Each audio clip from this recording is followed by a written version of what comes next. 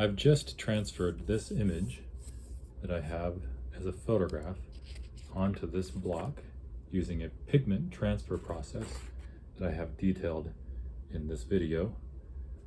And while I like that process, it can be kind of labor intensive. There's another way to transfer photographs onto a linoleum block in preparation for carving, and it's called toner transfer. And I'm going to show you today how that works. First, we're going to start in the computer working on an image that I've opened in Photoshop. I'm wanting to make this into a 5.5 by 7.5 inch transfer. My objective is to transfer this with solvent rather than by doing a trace transfer. I need it to be the right size. I need it to be grayscale. I do not need to flip it. Since I'll be transferring it face down, it will transfer backwards onto the block. Let's see how big this is. Image size, it measures 11.5 by 15 3/8 by 300 pixels per inch. That's a good resolution. We just need to make it smaller. The best way to do that is to use the crop tool. So I'm selecting the crop tool and I go to width by height by resolution up here in the options bar, and I type in 5.5 IN for inches by 7.5 IN by 300 pixels per inch, and it gives me my crop parameters. And I'm going to crop in fairly tight since this block is going to be pretty small. I don't want to lose my details. I'm going to be careful not to pinch an elbow here. This looks like a little elbow, and I don't want to run this right off of the corner. So this would be a bad idea compositionally to have that pinch point there, and a bad idea compositionally to have that pinch point there. So either I've got to come in really far and just run those things off all the way, and you can certainly do stuff like that. It's not really my preferred method, plus I'm thinking about the anatomy of this tree stump almost being anthropomorphic. So I have to find the balance of having too much information and too little information and keeping the composition sound. Maybe even bring it out a little further. I might do that. I think that's good right there. I'm going to hit the check mark to commit to that transformation. View fit on screen. Color doesn't do me much good if I'm doing a monochrome print. So I'm going to go to image adjustments and image mode, and we're going to go to grayscale. It's a little bit better that way. And then I'm simply going to print this out. File, print. I want to print on 11 inch by 8.5 inch paper. That's fine. So I'll hit print here. It's important to realize that you have to be using a laser printer, something that prints toner, for this transfer process to work. If you're using an inkjet printer, you won't be able to do the transfer using solvent. The solvent melts the toner, releases it from the paper, and then fuses it to the surface of your linoleum. I'm going to print another one. And the second one that I'm going to print, I'm going to flip it. So we're going to come down to functions, emulsion down. This is what I'm going to look at as I'm carving the block, just as a good reference for any details that may have gotten lost in the transfer, because it's going to look like this on the block backwards. I only need one.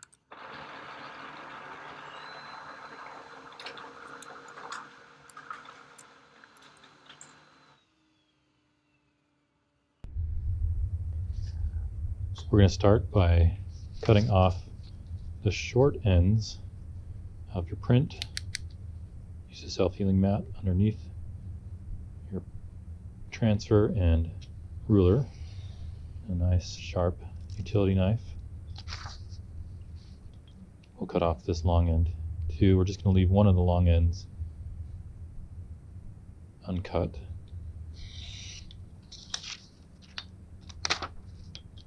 This will help us to register the block, or the transfer to the block,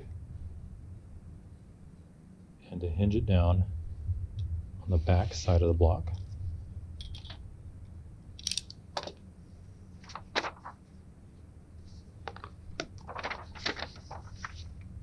So register the transfer, this edge, and that edge to the block. Actually wrap that around.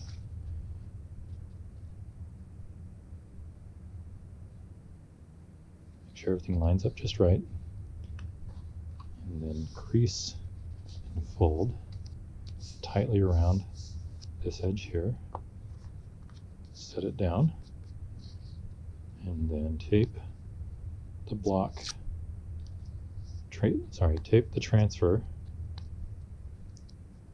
paper to the block on the back of the block.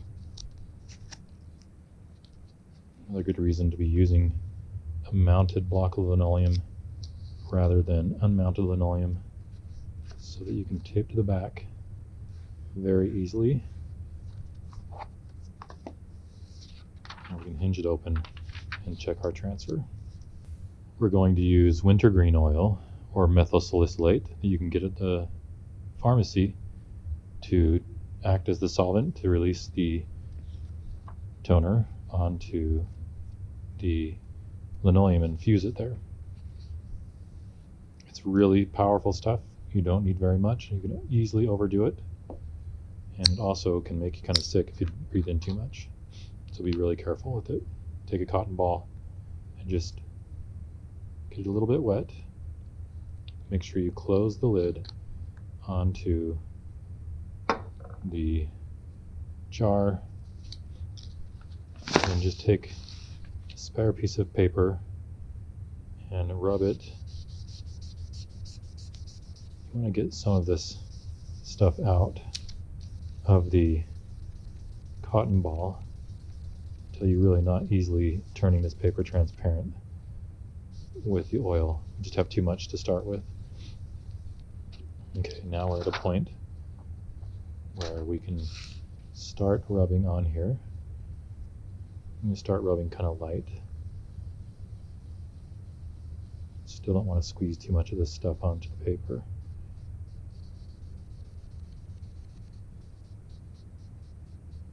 About as much as you need.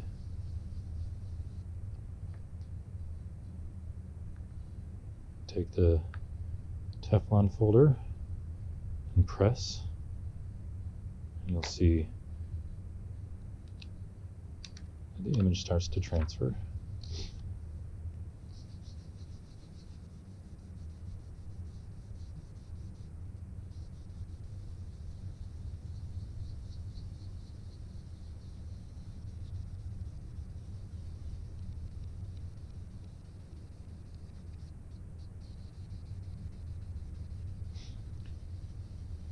Oil of wintergreen will stay in paper for a long, long time.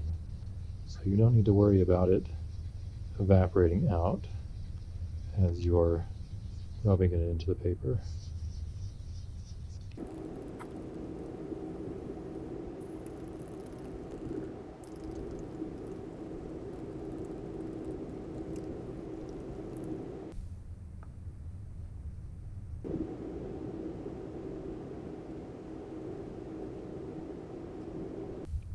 I'm pressing fairly hard. Let's check it. I clearly need more solvent on my cotton ball. Got a new cotton ball. I'm going to follow the same steps of dousing it a little bit, closing the bottle, and then we're going to empty a lot of that onto a piece of paper until we start to get the cotton ball yielding a little bit less.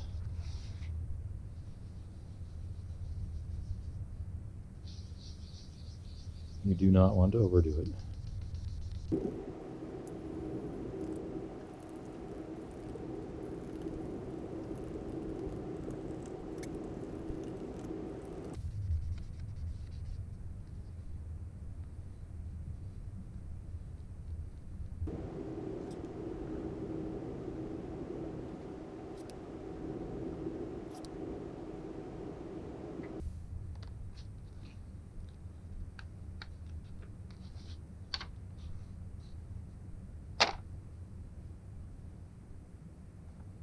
Maybe a little bit more.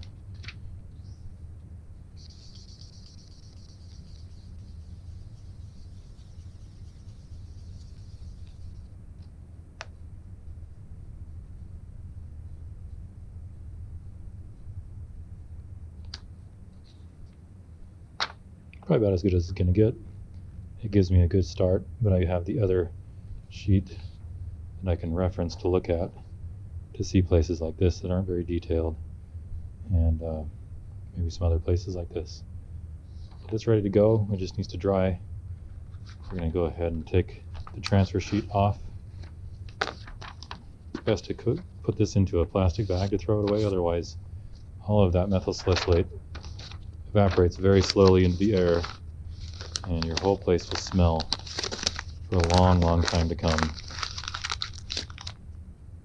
That just needs to dry. I can put under a vent to do so, and then I'll be ready to cut.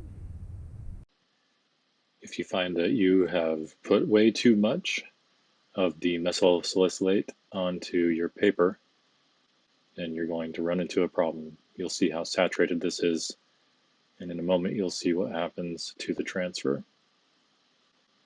You can see right off that there's some toner yielding, and when we start pressing, you'll see that we have way too much toner and that it becomes rather soupy and messy. Big problems right here, and there's no definition. The toner's just been spread around. Nothing to do but to start over. Throw away your transfer, clean off the block with a little bit more methyl salicylate. Oil of wintergreen will dissolve the toner that's on the block, and then you can also use alcohol sprayed onto the cloth, not onto the block, to pick up any residual. Alcohol can actually kind of make your block brittle, so you have to be careful with it.